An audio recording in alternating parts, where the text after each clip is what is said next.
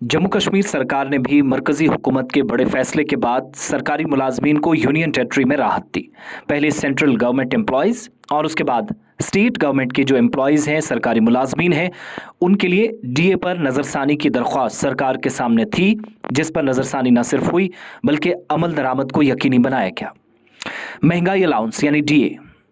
या dearness allowance, जिसकी मौजूदा शरह 46% थी, जो बढ़ाकर बुनियादी तनख्वाह के उसूलों के मुताबिक 50% कर दिया गया है, जो सरकार के मुताबिक 1 जनवरी 2024 से सरकारी मुलाजमीन के लिए नाफिजुल अमल है। जिसका मतलब है कि 7th पे कमीशन के जो फवाइद की बात होती है या फिर डीए देने की बात होती है, वो किस तारीख से और किस हिसाब से नाफिज किया जाएगा, इस पर हतमी फैसला किया गया। महकमा खजाना या फिर फाइनेंस डिपार्टमेंट, जिसके आज के वक्त में कोर्ट डिवीज़न की तरफ से एक हुक्मनामा जारी किया जाता है।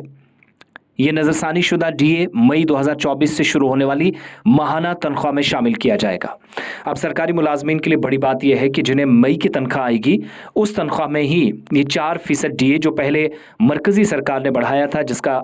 अनुराग ठाकुर मरकजी वजीर थे, उन्होंने प्रेस कॉन्फ्रेंस में ऐलान किया था, ये डियरनेस अलाउंस अब जम्मू कश्मीर यानी यूनियन टेरिटरी लेवल पर स्टेट गवर्नमेंट ने अपनी सतह पर फैसला करके नाफिजुल अमल कर दिया। जनवरी से अप्रैल 2024 की मुद्दत के बकायाजात जो नकद अदा किए जाएंगे, इसकी भी तस्दीक कर दी गई है। महंगाई अलाउंस वो इजाफी अदायगी है, यानी ये वो रकम है या वो पैसा है जो आज के वक्त में आजरों की तरफ से मुलाजिम को रिहाइश की लागत के एडजस्टमेंट के तौर पर अदा की जाती है। या आप कह सकते हैं कि जिस हिसाब से आज के वक्त में रेजिडेंशियल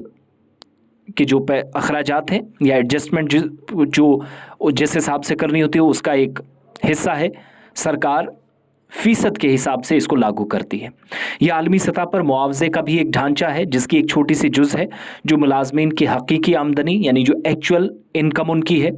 और उस पर अफराते ज़र के असरात या महंगाई के असरात मुरतब ना हो, उसके हल करने का एक डिज़ाइन बनाया गया है, जिसके तहत 13 मार्च 2024 से कुछ इकदामात उठाए गए। और एक ऐसे वक्त में जब अफराते ज़र या महंगाई में इजाफा हो रहा है,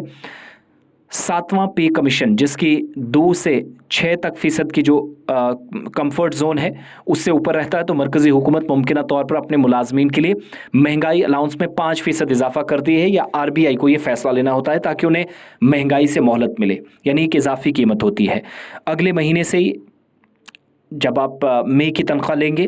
पैसा आपको मई के एंड तक मिलेगा। 27-28 तारीख को अगर तनख्वाह आती है तो 4% डीए के इजाफे के साथ आएगी, जो 46% था वो बढ़ाकर अब बाज़ाब्ता तौर पर 50% कर दिया गया है। तो अब मुलाजमीन को थोड़ी ही सही मगर मुलाजमीन के लिए राहत है। ये उस वक्त बड़ी खुशखबरी जब वो मुख्तलिफ डिपार्टमेंट्स के अंदर रहकर सरकार की कई स्कीमों को नाफिज करते हैं। सरकारी मुलाजमीन मुख्तलिफ हिस्सों में ज़बरदस्त प्रेशर के बावजूद